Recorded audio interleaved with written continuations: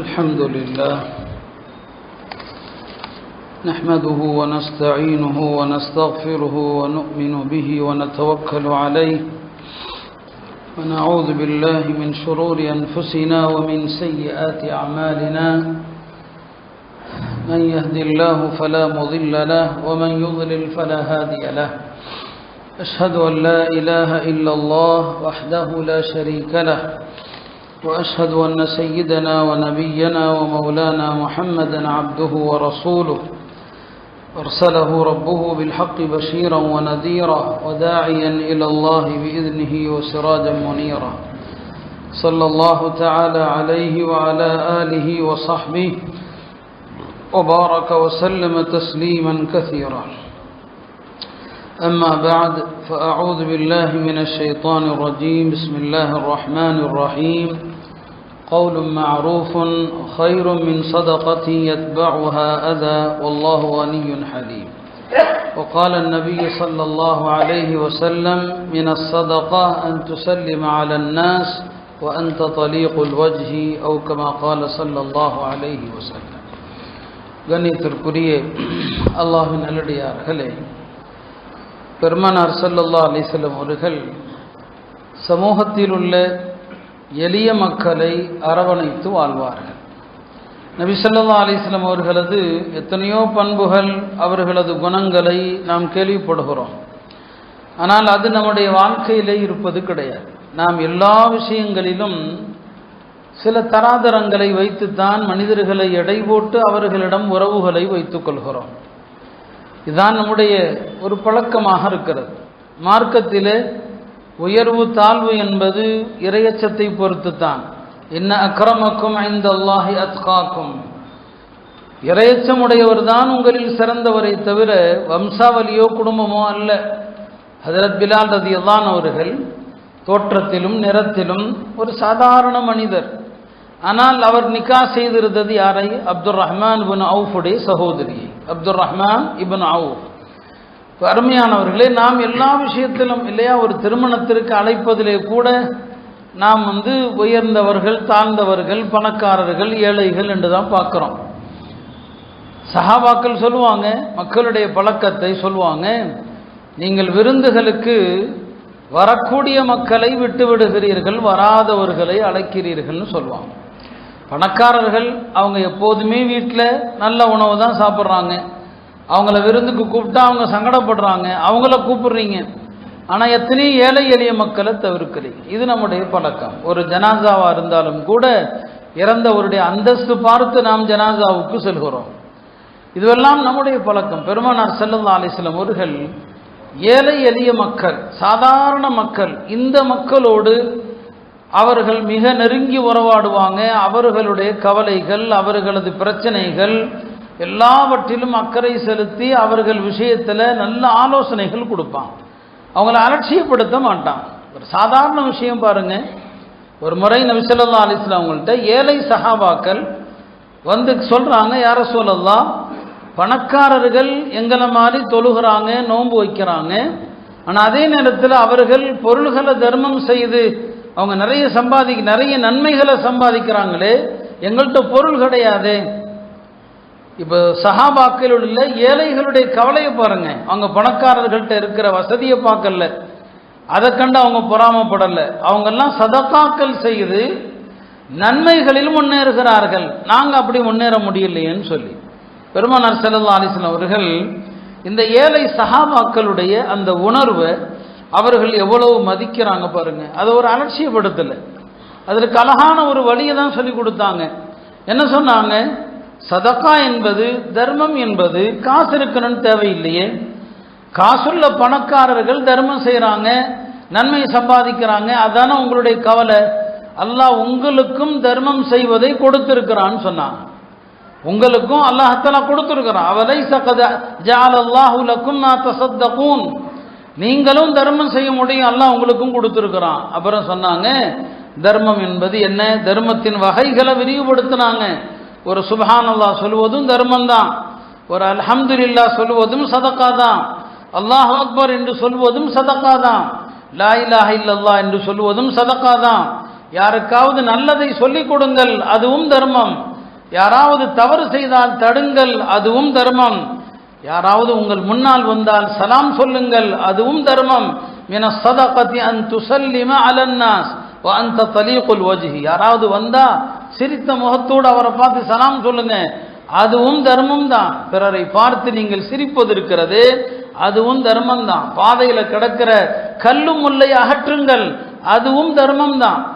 யாராவது வழி கேட்கிறாங்க, யாராவது வழி கேட்கிறாங்க, இங்க எப்படிங்க போகணும்? நம்ம எத்தனை பேர் அந்த மாதிரி நம்மள்கிட்ட கேட்டிருப்பாங்க. சொன்னாங்க, யாருக்காவது வழிகாட்டுவது இருக்கிறது, அதுவும் கூட தர்மம் தான். அவ்வளவு ஏன், உங்கள் மனைவியரோடு நீங்கள் தாம்பத்திய உறவில் ஈடுபடுவதும் தர்மம் தான் சொன்னாங்க. பாருங்க, அந்த ஏழைகள் எவ்வளவு மனம் குளிர்ந்து போயிருப்பாங்க. அவங்களுடைய அந்த விருப்பத்தை நபிசுல்லாஹம் தட்டி கழிச்சாங்களா? பணக்காரங்கள்லாம் இவ்வளவு செலவு பண்ணி நன்மையை சம்பாதிக்கிறாங்களே, நாங்கள் ஒண்ணுமில்லாமல் இருக்கிறோமேன்னு சொன்ன போது அவர்களுக்கு தர்மத்திற்கான வழிகள் அத்தனை சொன்னாங்க. இதெல்லாம் உங்களால முடியும். அருமையானவர்களே, சமூகத்தில் உள்ள பலவீனமான மக்கள், அவங்களுடைய இயக்கங்கள் என்ன, அவங்களுடைய தேவைகள் என்ன, கவலைகள் என்ன, இதுல பங்கெடுக்கணும். பெருமானார் ஸல்லல்லாஹு அலைஹி வஸல்லம் அவர்கள் அபிசீனியாவிலிருந்து மதீனா வந்திருக்கிறாங்க. மக்காவிலிருந்து அபிசீனியா போனாங்க இல்லையா முஸ்லிம்கள், அங்க ஹிஜ்ரத் பண்ணி போனாங்க. நபி ஸல்லல்லாஹு அலைஹி வஸல்லம் மதீனா வந்த பிறகு அங்கிருந்த அந்த எத்தியோப்பியாவில் இருந்த முஸ்லிம்கள் எல்லாம் ரசூல் ஸல்லல்லாஹு அலைஹி வஸல்லம் மதீனா வந்து விட்டார்களே, எல்லாரும் அங்க வந்தாங்க, இனி மதீனால பாதுகாப்பா இருக்கலாம்னு சொல்லி. அப்போ வந்த மக்கள் இடத்துல நபி ஸல்லல்லாஹு அலைஹி வஸல்லம் அந்த முஹாஜிர்கள்ட்ட கேட்டாங்க, அந்த நாட்டில் நீங்கள் பார்த்த ஏதாவது வினோதமான விஷயத்தை சொல்லுங்கன்னு கேட்குறாங்க. அங்கே பார்த்த ஏதாவது ஒரு வினோதமான விஷயத்தை சொல்லுங்கன்னு சொல்லி. அப்போ அந்த தோழர்கள் சொன்னாங்க, நாங்கள் அங்கு பார்த்தோம், ஒரு நாள் ஒரு பெண்மணி, ஒரு வயதான கிறிஸ்தவ பெண்மணி ஒரு பானையில் தண்ணியை எடுத்து கொண்டு போய் கொண்டிருக்கிறாங்க. அங்கே வந்த ஒரு வாலிபன் அந்த பெண்ணை பின்னால் இருந்து தள்ளி விட்டுட்டான். அந்த அம்மா முகங்குப்புற விழுந்துருச்சு, பானையும் உடைஞ்சு போச்சு, பானையும் உடைந்து விட்டது. அப்போ சொன்ன அந்த அம்மா ரொம்ப ரொம்ப ரொம்ப வருத்தத்தில் வேதனையில் அந்த வாலிபனை பார்த்து சொன்னாங்க, சௌஃபத்தாலம் யா உதர், மோசடிக்காரனே, விரைவில் நீ அறியக்கூடிய ஒரு நாள் இருக்கிறது. அல்லாஹ் தன்னுடைய குருசியை அமைத்து முன்னோர் பின்னோரை எல்லாம் அல்லாஹ் ஒன்று சேர்த்து எல்லா மனிதர்கள் செய்தவைகளை அவர்களது கால்கள் அவரது கரங்கள் எல்லாம் பேசுமே, அந்த நாளில் தெரியும் உன்னுடைய நிலை என்ன, என்னுடைய நிலை என்ன என்று உனக்கு தெரியும் என்று அந்த வாலிபனை பார்த்து அந்த வயதான பெண்மணி கண்டித்தாங்க. எங்களுக்கு அந்த காட்சி ஆச்சரியமாக இருந்ததுன்னு சஹாபாக்கள் சொன்னாங்க. இப்போ நபி ஸல்லல்லாஹு அலைஹி வஸல்லம் சொன்னாங்க, சதகத். அந்த அம்மா உண்மைதான் சொன்னாங்க, 2 முறை சொன்னாங்க சதகத் என்று சொல்லிவிட்டு பெருமானார் இன்னும் அழுத்தமாக சொன்னாங்க, ஒரு சமூகத்தில் பலவீனமானவர்களுடைய அவர்களுக்கு இழைக்கப்படுகிற அநியாயத்தை தடுக்காமல் யார் வேடிக்கை பார்க்கிறார்களோ அந்த சமுதாயத்தை அல்லாஹ் ஒருபோதும் உயர்த்த மாட்டான், அவர்களை தூய்மைப்படுத்த மாட்டான்னு சொன்னான். வலிமையானவர்கள் அநியாயம் பண்றாங்க, யாருக்கு? பலவீனமானவர்களுக்கு. வலிமையானவர்கள் என்று சொன்னா இது எல்லாருக்கும் பொருந்தும், ஆட்சியாளர்களுக்கும் பொருந்தும், முதலாளிகளுக்கும் பொருந்தும் இல்லையா? நம்ம வீட்டில் வேலை செய்யக்கூடியவர்களை நாம எப்படி நடத்துறோம், நம்ம பெண்கள் அவங்களை எப்படி நடத்துறாங்க, எப்படி அவங்கள ஏசுறாங்க பேசுறாங்க. அப்ப வேலைக்கு வர்றவங்க மாதாந்திர ஒரு அற்ப கூலிக்காக பாவம் வர்றாங்க இல்லையா? அவங்க வைத்த கலகணும் அதுல தான். அந்த மக்களை நல்ல முறையில நடத்தக்கூடியவர்களும் இருக்கிறாங்க, கம்மியான மக்கள். பெரும்பாலானவர்கள் அவர்களை எவ்வளவு கேவலமா, தன்னுடைய வீட்டு குழந்தைகள் கூட அந்த வேலைக்காரங்களை வா போன்னு பேசுற அளவுக்கு தான் நம்ம சமுதாயம் இருக்குது. நாம மனிதர்கள்ட்ட நடக்கிற மாதிரி தான் அல்லாஹ் நமக்கு ஆட்சியாளர்களையும் வைத்திருப்பான். இப்போ சொன்னா அங்க எந்த சமுதாயத்தில் வலிமையானவர்களிடமிருந்து பலவீனமானவர்களை காப்பாற்றுவதில்லையோ அந்த சமுதாயத்தை அல்லாஹ் ஒருபோதும் உயர்த்த மாட்டான், தூய்மைப்படுத்த மாட்டான்னு சொன்னான்.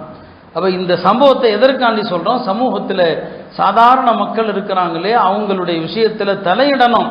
அல்லாஹ் நமக்கு உதவி செய்யறது யாரை வச்சு தெரியுமா? ஏழை எளிய மக்களுடைய துவா, ஏழை எளிய மக்களுடைய தொழுகை, இவங்களை வச்சுதான் அல்லாஹ் உதவி செய்யறான். இங்க எத்தனை மக்கள் இருக்கிறோமோ இந்த மக்கள்ல ஏழை மக்கள் இருக்கிறாங்க இல்லையா, இன்னமா துன்சரூன், உங்களுக்கு உதவி வழங்கப்படுவது, ஒதுர்ஸகூன், வாழ்வாதாரம் வழங்கப்படுவது, பிதுஆஃபாஇக்கும், உங்களில் உள்ள அப்பாவி மக்கள் இருக்கிறாங்களே அவங்கள கொண்டுதான். நீங்க அப்பாவி மக்களை பார்த்தா அவங்கள்ட்ட துவா செய்ய சொல்லுங்க. அல்லாஹ்ட்ட உயர்ந்தவர்கள் அவங்க தான், சொர்க்கத்தில் அதிகம் இருக்க போவதும் அவங்க தான். தஹல்துல் ஜன்னத ஃபரஐது அக்ஸர அலிஹல் மசாகீன். சொர்க்கத்தில் நிறைய ஏழை எளிய மக்கள் தான் இருந்தாங்க. இந்த ஏழை எளிய மக்களை நாம ரொம்ப கேவலமாக ரொம்ப இழிவாக பேசக்கூடாது. பெருமானார் ஸல்லல்லாஹு அலைஹி வஸல்லம் அவர்கள் அத்தகைய மக்களோடு தான் இணக்கமா இருப்பாங்க. ஹஜ்ரத் உம்மு சுலைம் ஒரு விதவை பெண்ணாக இருந்தாங்க. ஆரம்பத்தில் பெருமானார் மதீனா வந்த புதுதுல அவங்களுடைய கணவர் அவங்க கொல்லப்பட்டு இறந்து போயிட்டார். உம்மு சுலைம் ஒரு சாதாரணமான ஒரு விதவை பெண். அவங்களுடைய மகனார் தான் அனஸ். பெருமானார் ஸல்லல்லாஹு அலைஹி வஸல்லம் மதீனா வருகிற போது சின்ன வயசு தான், பருவமடையாத வயது தான் அவருக்கு, 9-10 வயசு தான். அப்போ மதீனாவில் ரசூல் ஸல்லல்லாஹு அலைஹி வஸல்லம் அவர்களை வரவேற்று மக்கள் எல்லாரும் பெருமானாருக்கு பலவிதமான அன்பளிப்புகள், தொஹ்பாக்கள், ஹதியாக்கள் எல்லாம் கொடுக்குறாங்க. உம்மு சுலைம் அவர்கள் எல்லா மக்களும் அன்பளிப்புகளை எல்லாம் கொடுத்து விட்டு போன பிறகு ரசூல் ஸல்லல்லாஹு அலைஹி வஸல்லம் உடைய மஜ்லிஸுக்கு சொல்றாங்க, யா ரசூலல்லாஹ் இன்ன ரிஜாலல் அன்சாரி வ நிசாஇஹா, இந்த அன்சாரிகளில் உள்ள ஆண்கள் பெண்கள் எல்லாருமே கத அத்ஹஃபூக, உங்களுக்கு ஏதாவது துஃபா பரிசு ஹதியா கொடுத்துருக்குறாங்க, கைரி என்ன தவிர, எல்லாரும் உங்களுக்கு ஏதாவது கொடுத்துட்டாங்க என்ன தவிர, வ இன்னி லம் அஜித் மா உத்ஹிஃபுக, என்னிடம் எதுவுமே இல்லை உங்களுக்கு அன்பளிப்பு கொடுப்பதற்கு, இந்த என்னுடைய மகனை தவிர. அந்த பையனை நிறுத்தி சொல்றான், இந்த பையனை தவிர என்கிட்ட ஒண்ணுமே கிடையாது. அவர் சின்ன பையன்தான், பெரிய சஹாபி பின்னாளில். ஆனா ரசூல் ஸல்லல்லாஹு மதீனா வரும்போது 9-10 வயசு தான். இந்த பையனை வச்சுக்கங்க உங்க கூட, இவனை ஹித்மத்துக்கு வச்சுக்கங்க, என்ன வேலைனாலும் வாங்கிக்கிங்க அப்படின்னு சொல்றாங்க. அவ்வளவுதான், அந்த அம்மா விட்டுட்டு போயிட்டாங்க. ஹஜ்ரத் அனஸ் ரலியல்லாஹு அன்ஹு அவர்கள் சொல்றாங்க, 10 வருஷம் நான் பெருமானார் ஸல்லல்லாஹு அலைஹி வஸல்லம் அவர்களிடத்துல பணிவிடை செய்தேன். ஃபலம் யத்ரிப்னி தர்பத்தன், லேசா கூட என்ன அடிச்சதில்லை. வலம் யசுப்பனி, என்ன பெருமானார் ஸல்லல்லாஹு அலைஹி வஸல்லம் திட்டியதில்லை. வலம் யுஅப்பிஸ் ஃபீ வஜ்ஹி, ஒரு நாள் கூட எனக்கு முன்னால முகத்தை கடுகடுப்பாக வச்சதே கிடையாது. இவ அடிச்சதில்லை, திட்டியதும் இல்லை, திட்டுறது கிடையாது. முகத்தை ஒரு நாள் கூட பெருமானார் ஸல்லல்லாஹு அலைஹி வஸல்லம் கொஞ்சம் கடுகடுப்பாக வைத்ததில்லை. இன்றைக்கு யாராவது நம்முடைய வேலைக்காரர்களிடத்துல நாம இப்படி நடக்கிறோமா? இன்றைக்கு பணியாளர்களிடத்துல ரொம்ப ரொம்ப நாம மனிதநேயமற்ற முறையில தான் நடக்கிறோம். கடையில வியாபாரம் இருந்தாலும் இல்லாவிட்டாலும் நின்று கொண்டே இருக்கணும். காலையில் 10 மணிக்கு போனா ராத்திரி 10 மணி வரைக்கும் இடையில் உள்ள சில தேவைகளை தவிர மற்ற நேரம் பூரா நிற்கணும்.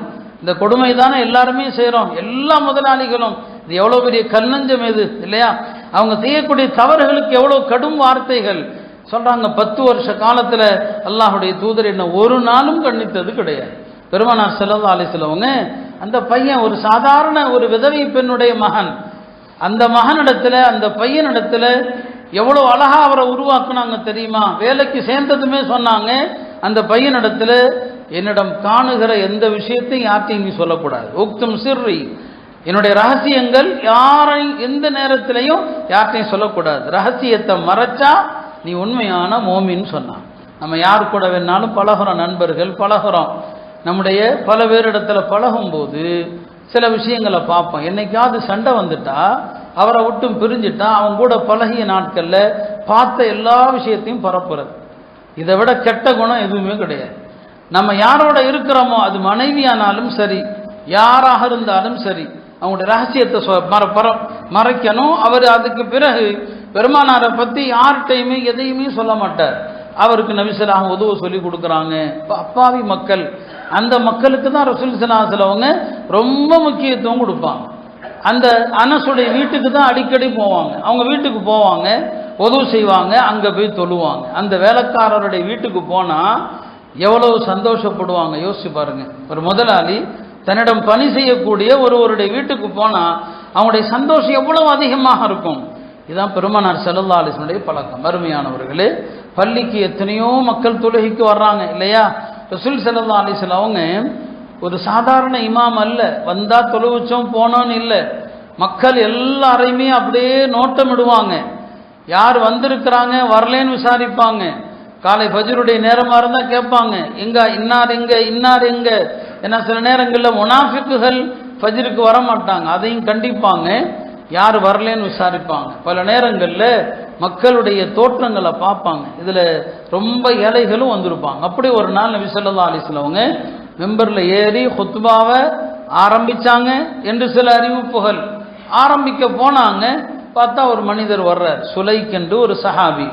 ரொம்ப ரொம்ப ஹைஅத்தின் பத்தா, அலங்கோலமா இருக்குது. பார்த்தா சாதாரண ட்ரெஸ்ஸில் பரிதாபகரமாக வர்றார். நபி ஸல்லல்லாஹு அலைஹி வஸல்லம் அவங்க அவரை பார்த்ததும் அவங்களுடைய உள்ள ரொம்ப இலகி போச்சு. ஏண்டா இப்படியுமா இருக்கிறாங்க, இப்படி ஏழைகளும் இருக்கிறாங்களா? உடனே நபி ஸல்லல்லாஹு அலைஹி வஸல்லம் குத்பாவை லேட் பண்ணுறாங்க. எல்லாம் உட்கார்ந்து இருக்கிறாங்க. அவரை பார்த்து சொல்கிறாங்க, அவர் வந்து உட்கார்ந்துட்டார். 2 ரக்காத் தொழுங்கன்னு சொன்னாங்க. சட்டப்படி என்ன, ஹனஃபி மதுஹபில் இமாம் மெம்பரில் ஏறிட்டா எந்த தொழுகையும் தொழக்கூடாது. சுன்னத்தோ தஹியத்துல் மஸ்ஜிதோ எதுவுமே கிடையாது. ஆனால் இங்கே நபி ஸல்லல்லாஹு அலைஹி வஸல்லம் வந்தவர் உட்கார்ந்துட்டார். பொம் ஃபர்கா ரக்காத்தேன், 2 ரக்காத் தொழுன்னாங்க. இங்கே எதுக்காண்டி அவரை தொலை சொன்னாங்கன்னா, எல்லாருமே உட்கார்ந்து இருக்கிற ஒரு சபையில் ஒரு ஆள் மட்டும் எஞ்சி தொழுதாருன்னு வைங்க, எல்லார் பார்வையும் அவர் மீது படுமா இல்லையா? நபி ஸல்லல்லாஹு அலைஹி வஸல்லம் எல்லாருமே அவரை பார்க்கணும்னு நினைக்கிறாங்க. அவருடைய ஏழ்மையை பாருங்கன்னு நினைக்கிறாங்க. உங்க சமூகத்தில் இப்படி இருக்கிறாங்க பாருங்கன்னு நினைக்கிறாங்க. அவர் தொழுது முடித்த பிறகு பெருமானார் ஹுத்பாவை ஆரம்பித்தாங்க. பாருங்க, இப்படிப்பட்ட ஒரு அப்பாவி இருக்கிறாரு, அவருக்கு சதகா செய்யுங்க. மக்கள் தொழுது முடித்து விட்டு அவருக்கு சதகா செஞ்சாங்க.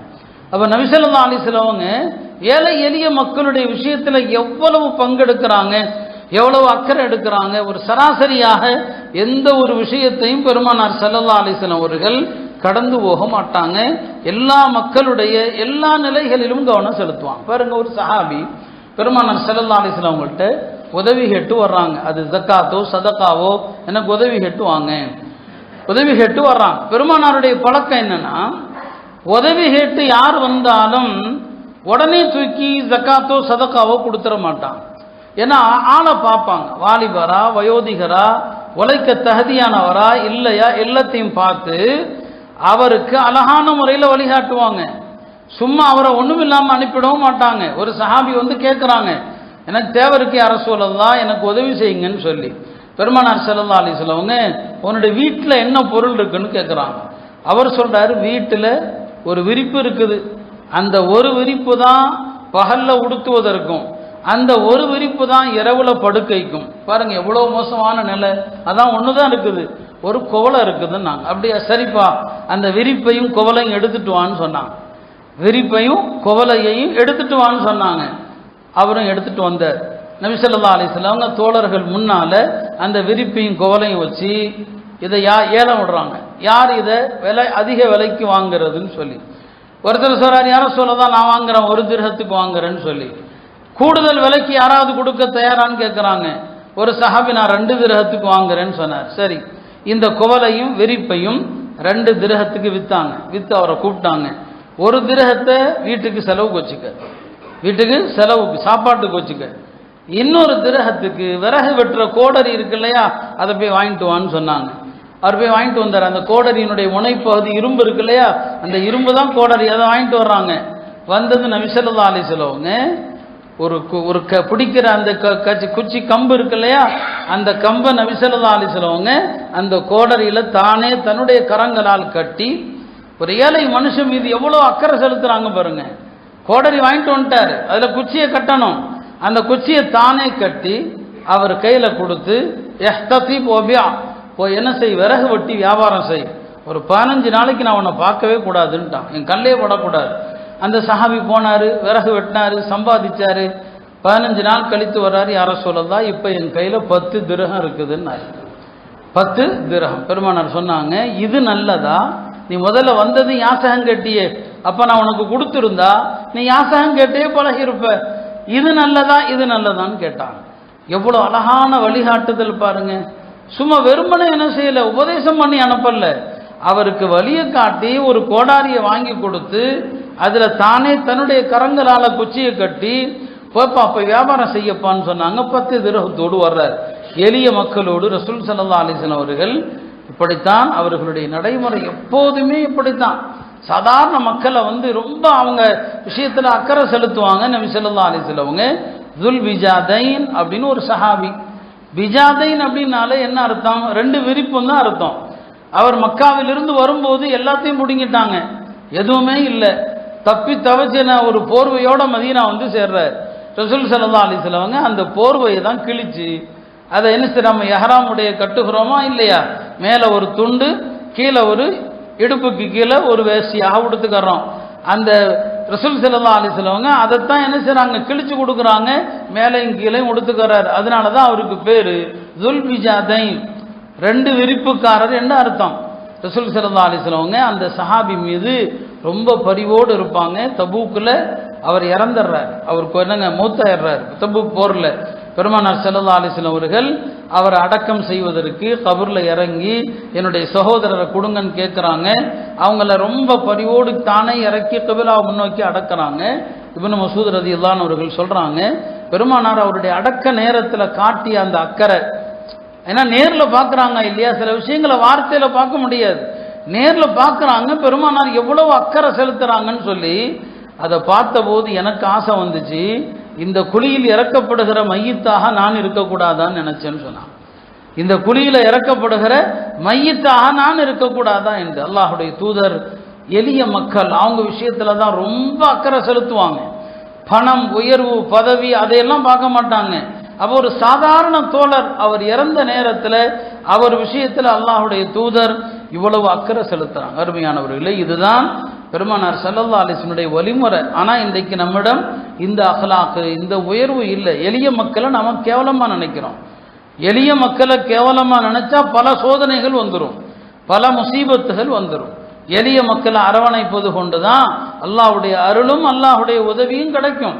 இன்றைக்கு நமக்கு பல நேரங்களில் நம்முடைய சோதனைகளை எண்ணி பார்க்கும்போது குர்ஆன்ல அல்லாஹ் திரும்ப திரும்ப சொல்லுவான், அநியாயக்காரர்களுக்கு உதவியாளரும் இல்லை, பாதுகாவலரும் இல்லை அப்படின்னு சொல்லுவான். மாலில் ஸாலிமீன் மின் வலியும் வலா நஸீர், அநியாயக்காரர்களுக்கு உதவி செய்பவரும் இல்லை, பாதுகாவலரும் இல்லை அப்படின்னு அல்லாஹ் சொல்லுவான்.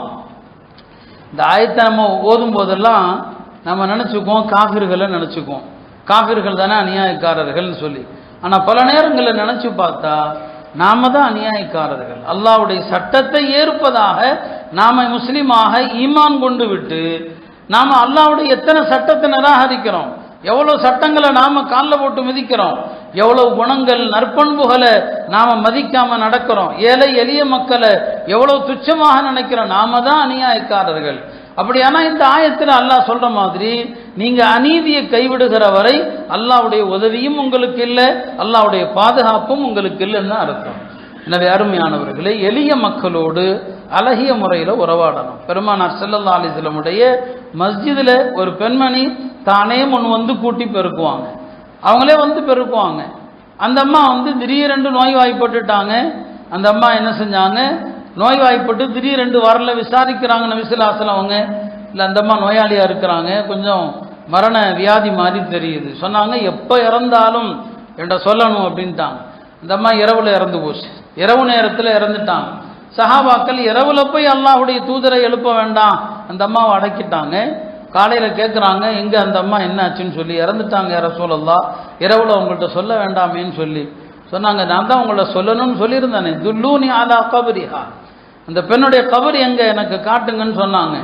அந்த அம்மாவுடைய கபரில் போய் பெருமானார் தொழுதாங்க, கபரில் தொழுது. இத்தனைக்கு அந்த அம்மா ரசூல் ஸல்லல்லாஹு அலைஹி வஸல்லம் அவங்களுக்கு ஒரு உறவுக்கார பெண் அல்ல. அந்த அம்மா யார் எவருங்கிற பெரிய குறிப்புகள் கூட கிடையாது. சமூகத்தில் அடையாளம் இல்லாத மக்கள், அந்த மக்கள் மீது அல்லாஹ்வுடைய தூதர் தனி கவனம் வைப்பாங்க. மதீனால மனநிலை பாதிக்கப்பட்ட ஒரு பெண்மணி இருந்தாங்க, மனநிலை பாதிக்கப்பட்ட ஒரு பெண்மணி. அந்த பெண்மணி பெருமானார் மஜ்லிஸில் இருப்பாங்க, திடீர்னு வருவாங்க, யார சொல்லலாம் எனக்கு ஒரு வேலை இருக்குன்னு சொல்லுவாங்க. நாம் மனநிலை பாதிக்கப்பட்டவர்களை எந்த அளவுக்கு ஒதுக்குறோம், எந்த அளவுக்கு நாம் அவங்கள என்னங்க கேவலமாக நினைக்கிறோம். பெருமானார் சபையில் இருக்கும்போது வந்து கேட்பாங்க, நபி ஸல்லல்லாஹு அலைஹி வஸல்லம் சொல்லுவாங்க, உனக்கு எங்கே என்ன வேலை சொல்லுமா, நான் அந்த இடத்துல உன்னுடைய வேலையை முடிச்சு கொடுக்குறேன். ஹதீஸில் வரக்கூடிய வார்த்தை இது. மதீனாவுடைய எந்த இடத்துல எந்த தெருவில் உனக்கு என்ன வேலைன்னு சொல்லு, நானே வருகிறேன், உன்னுடைய வேலையை நான் முடிச்சு கொடுக்குறேன். அந்த அம்மா போகும், பெருமானார் பின்னாலேயே போவாங்க. ஒரு மனநிலை பாதிக்கப்பட்ட பெண், அந்த அம்மா போயிட்டே இருக்கும். மனநிலை பாதிக்கப்பட்டவன் எங்கே போகிறாங்க, எங்கே போய் நிற்பாங்க, யாருக்காவது தெரியுமா? யோசிச்சு பாருங்க. அந்த அம்மா போயிட்டே இருக்கும், பெருமானார் பின்னாலேயே போவாங்க. எங்கேயாவது போய் நின்று எனக்கு ஏதாவது வேணும்னு கேட்கும். அதை எங்கே அங்கேயே கேட்டிருக்கலாம், பெருமானார் அங்கேயே கொடுத்துருப்பாங்க. அது எங்கேயோ போய் நின்று சொல்ல, எனக்கு இந்த பொருள் வேணும் யார் ரசூலல்லாஹ், நபி ஸல்லல்லாஹு அந்த பொருளை கொடுப்பாங்க. இதுதான் ரசூல் ஸல்லல்லாஹு அலைஹி வஸல்லம் பழக்கம். அவங்க நினைச்சா அங்கனே நிறுத்தி உனக்கு என்ன வேணும் சொல்லு. இல்லை, அந்த அம்மா போகிற இடத்துக்கு போய் அங்கே போய் அந்த அம்மாவுடைய தேவையை நிறைவேற்றி கொடுப்பாங்க. இதுதான் அல்லாஹுடைய தூதருடைய உயர்ந்த குணம். பெருமனார் ஸல்லல்லாஹு அலைஹி வஸல்லம் தம் தோழர்களிலும் ரொம்ப பலவீனமான மக்கள், இத்பான் இப்னு மாலிக்னு ஒரு சஹாபி, பார்வை தெரியாது, அவருக்கு பார்வை ரொம்ப குறைஞ்சு போச்சு. அவர் சொன்னார், யா ரசூலல்லாஹ், என்னால் பள்ளிக்கு வர முடியாது, மழை காலங்களில் வெள்ளத்தில் பலவிதமான விஷஜந்துகள் வருது, என் பார்வை மங்கி போச்சு, நீங்கள் என்னுடைய வீட்டுக்கு வரணும், வந்து ஒரு இடத்துல தொழணும், நான் அந்த இடத்த நான் மஸ்ஜிதாக ஆக்கி கொள்கிறேன், எங்கே நீங்கள் தொழுவுறீங்களோ அது வீட்டில் நான் பள்ளியாக ஆக்குறேன்னு சொல்லி பெருமானார் சொன்னாங்க, வருகிறேன்னு சொல்லி அவருடைய வீட்டுக்கு போனாங்க. எங்கே தொழணும் சொல்லுன்னு அவர்கிட்டே கேட்டாங்க. ஒரு இடத்த காட்டினாரு நபி ஸல்லல்லாஹு அலைஹி வஸல்லம். அங்கே நஃபில் தொழுதாங்க. பின்னால் ஒரு 2-3 பேர் சேர்ந்துக்கிட்டாங்க. அங்கே அந்த இடத்துல அவர் தொழுகை என்ன செஞ்சுக்கிட்டார், ஆரம்பிச்சுக்கிட்டார். இப்படித்தான் ரசூல் ஸல்லல்லாஹு அலைஹி வஸல்லம் அவர்கள் தன்னுடைய தோழர்களில் உள்ள இந்த பலவீனமான மக்களை ரொம்ப விசேஷமாக அவங்களை கவனிப்பாங்க. ஜாபிர் ரலியல்லாஹு அன்ஹு அவர்கள் அவங்களுடைய தந்தை உஹதில் ஷஹீத் ஆயிட்டாங்க. அவர் வாலிப பருவம், அவ்வளோதான், பெரிய பொறுப்புகள் அவருக்கு வந்துருச்சு. ஏன்னா அவருடைய தந்தை இறக்குற நேரத்தில் 9 மகள்கள், அதாவது ஜாபிருடைய சகோதரிகள் 9 பேர், 9 பெண் குழந்தைகள் இருந்தால் அவங்களுடைய நிலைமை என்ன ஆகும் யோசிச்சு பாருங்க. அதுவும் நம்ம சமூகத்தினுடைய நிலை. அந்த காலத்தில் சொன்னான், 5 பொம்பளை புள்ள பெற்றவன் அரசனாக இருந்தாலும் ஆண்டியாக போயிடுவான்னு சொல்லி. அரசனாக இருந்தால் கூட ஆண்டியாக போயிடுவானா? ஏன்னா பொம்பளை பிள்ளைக்கு கொடுக்குற வரதட்சணை சீரு அதில் அரசனும் கூட கட்டுப்படி ஆகாது. அந்த மாதிரி தான் நம்ம சமூகமும் இன்றைக்கு இருக்குது. அவ்வளவு கொடுமைகளான ஒரு சூழ்நிலை. 9 பெண் மக்கள். பெருமானார் ஸல்லல்லாஹு அலைஹி வஸல்லம் அவர் விஷயத்தில் தனி கவனம் வைப்பாங்க, அவர் மீது அக்கறை வைப்பாங்க. ஏன்னா அவங்களுடைய தந்தை ஒரு பக்கம் பெண் குழந்தைகளை வேற விட்டுட்டு போயிட்டாரு, இன்னொரு பக்கம் கடன்கள் வேற வச்சுட்டு போயிட்டாரு, கடன்கள் வேற. நபி ஸல்லல்லாஹு அலைஹி வஸல்லம் அவர் விஷயத்தில் தனி கவனம் செலுத்தி அவருடைய கடனை அடைப்பதற்கு, எல்லா கடன்களும் அடைப்பதற்கு பெருமானார் ஸல்லல்லாஹு அலைஹி வஸல்லம் அவருக்கு உதவி செஞ்சாங்க. அவர் நிக்கா செய்த நேரத்தில் எந்த பெண்ணை நிக்கா செஞ்சீங்க அதையெல்லாம் பெருமானார் விசாரிக்கிறாங்க. கன்னி பெண்ணை நிக்காக பண்ணீங்களா, விதவையை நிக்காக பண்ணீங்களா? அவர் நான் ஒரு விதவையை தான் நிக்காக பண்ணேங்கிறார். எப்பா விதவையை நிக்காக பண்ண? நீ வாலிப பிள்ளையாச்சே. ஒரு வாலிப பிள்ளை முதல் கல்யாணம், ஒரு கன்னிகளியாத ஒரு இளம்பெண்ணை நிக்காக பண்ணணுமே, அப்போதானே வாழ்க்கை இன்பமாக இருக்கும். பெருமானார் யதார்த்தத்தை சொல்கிறாங்க, ஒரு வாலிபனுக்கு இளம்பெண் தானே பொருத்தம், வாழ்க்கை அப்போதானப்பா இன்பமாக இருக்கும், நீங்கள் விதவை போய் நிக்காக பண்ணேன்னு சொல்லி. அவர் சொல்கிறார், வீட்டில் 9 பிள்ளைங்க இருக்கிறாங்களே என் சகோதரிகள், 9 பிள்ளைங்களும் சின்ன பிள்ளைங்க, நான் ஒரு கன்னிப்பெண்ணை கூட்டிகிட்டு வந்தால் இந்த பிள்ளைங்களுக்கும் அதுக்கும் சண்டையாக தான் இருக்கும். டெய்லி இந்த பிள்ளைங்களை பராமரிக்கணும், இந்த பிள்ளைங்களை தலைவாரி சீவி விடணும், இந்த பிள்ளைங்களுக்கு ஹித்மத் செய்யணும். ஏற்கனவே கல்யாணமாகி வாழ்க்கைப்பட்டு ஒரு குடும்பத்தில் இருந்து வந்த விதவை பெண்ணாக இருந்தால் என் சகோதரிகளை எல்லாம் பார்த்துக்குவாங்க தானே. ஜாபிர் சொல்கிறார். பெருமானார் சொல்கிறாங்க, சரியான முடிவுப்பா. இப்போ பாராட்டுறாங்க, அசப்த, கரெக்ட், நீ எடுத்த முடிவு சரிதான், உன்னுடைய குடும்பத்துக்கு நீ விதவை பெண்ணை நிக்காஹ் பண்ணது சரிதாங்கிறாங்க. இந்த இடத்துல ஒரு விஷயத்தை பாருங்க, ஒரு நல்ல பெண்ணுக்கு அழகு என்ன? கணவனுடைய வீட்டில் ஹித்மத் செய்யணும், கணவனுடைய வீட்டில் பணிவிட செய்யணும். இன்னைக்கு எல்லாம் சட்டம் பேசுகிறாங்க இல்லையா? சட்டம் வேற, தார்மீக கடமை வேற. நான் உங்கள் வீட்டில் யாருக்கும் வேலை செய்யணுங்கிற தேவையில்லை. இன்னைக்கு உள்ள பிள்ளைங்கள்லாம் அப்படி பேசுது. உங்கள் வீட்டில் யாருக்கும் நான் வேலை செய்வது என்பது ஒரு பண்பாடு, பெருமானார் காலத்திலிருந்து இருக்குது. ஜாபிர் சொல்கிறாங்க, என் சகோதரிகளுக்கு வேலை பார்க்கணும். இப்போ நபி அவங்க சட்டம்லாம் சொல்லலையே, உன் சகோதரிகளுக்கு வேலை பார்க்குறது அவள் கடமையெல்லாம் இல்லையே அப்படின்னு சொன்னாங்களா? அதை அங்கீகரித்தாங்க, அதை ஏற்றுக்கொண்டாங்க. அப்போ கணவனுடைய வீட்டில் வேலை செய்யணும். அதே நேரத்தில் வீட்டில் இருக்கிற கணவனுடைய சகோதரிகளும் அந்த வீட்டுக்கு வந்த பிள்ளையை குடும்பப்படுத்தக்கூடாது. 2 பக்கமும் சொல்ல வேண்டியிருக்கு. ஏன்னா அந்த பக்கமும் இல்லாத அநியாயம் அட்டூழியம் அதுவும் நடக்குது, அது ஒரு தனி பக்கம். இந்த பக்கம் கணவனுடைய வீட்டில் வேலை செய்யணும். இப்போ ரசூல் ஸல்லல்லாஹு அலைஹி வஸல்லம் ஜாபிர் ரலியல்லாஹு அன்ஹு அவர்களுடைய விஷயத்தில் ஒரு தனி கவனம் செலுத்துவதை நாம் பார்க்குறோம். அருமையானவர்களே, குர்ஆனில் அல்லாஹ் பெருமானாருக்கே ஒரு வழிகாட்டுதல் வழங்கினான். மக்கால சில நேரங்களில் மக்காவுடைய தலைவர்கள், சரி இந்த நபி என்னதான் சொல்கிறாரப்பா போய் பார்க்கலாம் அப்படின்ட்டு வருவாங்க. வந்தால் பெருமானாருடைய சபையில் இருக்கக்கூடியவர்கள் சுஹைப் இருப்பார், அம்மார் இருப்பாங்க, பிலால் இருப்பாங்க.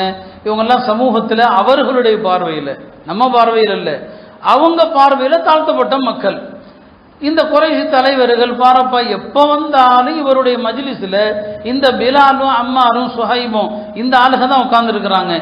இவர்கள் உட்கார்ந்துருக்கிற வரைக்கும் முஹம்மதுடைய மஜ்லிஸுக்கு நாம் போகவே கூடாது, இவங்களை அனுப்பட்டும் நாம் போகலான்னு சொல்லி இப்போ பெருமானாருக்கு அல்லாஹ் ஒரு ஆயத்தை இறக்குனா வலா தத்ருதில் லதீன யதுஊன ரப்பஹும் பில் கதாத்தி வல் அஷி யுரீதுன வஜ்ஹா, அல்லாஹ்வுடைய திருப்பொருத்தத்தை நாடி காலையிலும் மாலையிலும் அல்லாஹ்வை அழைக்கிறார்களே அந்த மக்களை உங்கள் சபையிலிருந்து ஒருபோதும் துரத்தக்கூடாதுன்னு அல்லாஹ் சொன்னான்.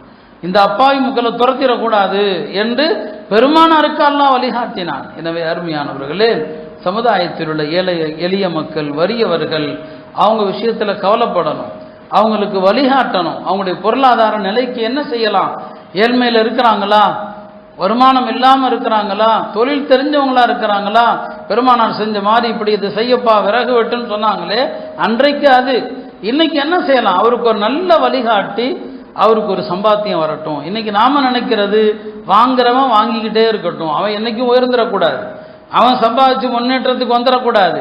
இந்த நிலைமை மாறி அவர்களுக்கு வழிகாட்டக்கூடிய நிலையில் இருக்கணும், அவங்களுக்கு உதவி உபகாரங்கள் செய்யணும்.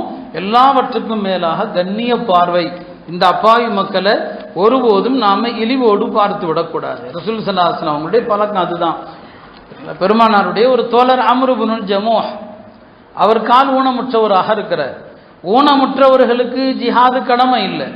பெருமானார் ஸல்லல்லாஹு அலைஹி வஸல்லம் ஒரு ஜிஹாதுக்கு புறப்படும் போது அம்ர் இப்னு ஜமூஹ் தன்னுடைய மக்களிடத்தில் சொல்றாரு, நானும் வரேன்ப்பா ஜிஹாதுக்கு, என்னையும் கூட்டு போங்க. பிள்ளைகள் சொல்றாங்க, தந்தை இடத்துல உங்களுக்கு ஜிஹாது கடமை இல்லை, ஏன் நீங்க வர்றேங்கிறீங்கன்னு சொல்லி அவர் பெருமானாரிடமே வந்துடுறார். யார சொல்லலாம், நானும் வர்றேன்னு சொல்றார். அப்போ சொன்னாங்க, சட்டப்படி உங்களுக்கு கடமை இல்லை. பிறகு பிள்ளைகளை கூப்பிட்டு சொன்னாங்க. அப்போ அவர் ஆசைப்படுறாரு, ஒரு ஊனமுற்றவர், இவர் என்ன செய்ய போறாரு, இவரை கொண்டு என்ன ஆக போகுது இல்லை, ஆசைப்படுறாரு. அவர் ஷஹீதான்னு நினைக்கிறார். அல்லாஹ் இந்த போர்ல அவருக்கு ஷஹாதத்தை கொடுக்கட்டும்பா, கூட்டுவாங்கன்ட்டான். அப்போ அந்த ஊனமுற்றவரால் என்ன வேலை நடக்கணுமோ அல்லாஹ் அவரை கொண்டு வேலை வாங்கிக்குவான். ஆனால் அதே நேரத்தில் அவருடைய ஊனத்தை சொல்லி அவரை இழிவுபடுத்தலை. அவர் போருக்கு ஷஹீதான்னு ஆசைப்படுறாரா, அவருடைய விருப்பத்துக்கு பெருமானார் ஸல்லல்லாஹு அலைஹி வஸல்லம் அவர்கள் இடம் அளித்தான். எனவே அருமையானவர்களே, நம்மிடம் வேலை செய்யக்கூடிய மக்கள், சமுதாயத்தில் உள்ள ஏழை எளிய மக்கள், அவர்கள் மீது பரிவு காட்டணும். இப்போ இந்த மாதிரி சீசன் காலங்கள், இதெல்லாம் இந்த மாதிரி சீசன் காலங்களில் வேலை செய்யக்கூடிய மக்கள் இரவு பகலா எவ்வளவோ வேலை செய்கிறாங்க. அவங்கள கொண்டு தான் அல்லாஹ் உங்களுக்கு ரிஸ்க கொடுக்குறான் இல்லையா. இவங்க யாரும் வேலை பார்க்க மாட்டோம்னு ஓடி போயிட்டாங்கன்னா முதலாளிகளுடைய நிலைமை என்ன யோசிச்சு பாருங்க. இப்போ அந்த மக்கள் மீது கருணை காட்டுங்க, கூடுதலாக உழைக்கிறதுக்கு அவர்களுக்கு நிறைய ஊதியத்தை அவர்களுக்கு கொடுங்க, அவங்களுடைய கஷ்ட நஷ்டங்கள் குடும்ப விஷயங்களில் ஈடுபடுங்க. இதுதான் ரசூல் ஸல்லல்லாஹு அலைஹி வஸல்லம் அவர்கள் நமக்கு காட்டி தந்த வழிமுறை. எல்லாம் அல்ல அல்லாஹ் எளிய மக்களை நேசிக்கக்கூடிய மக்களாக அல்லாஹ் நம்மை ஆக்கிடுவானாக. அவர்களது கஷ்டங்கள் துயரங்களின் போது அவர்களுக்கு உதவி செய்யக்கூடியவர்களாக ஆக்குவானாக. வஆகிரு தஅவானா அல்ஹம்துலில்லாஹி ரப்பில் ஆலமீன்.